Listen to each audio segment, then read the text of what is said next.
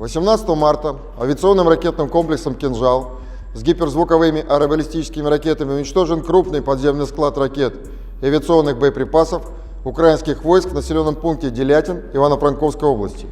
Береговым ракетным комплексом «Бастион» уничтожен центр радио- и радиотехнической разведки украинских вооруженных сил в населенных пунктах Великий Дальник и Великодолинская Одесской области.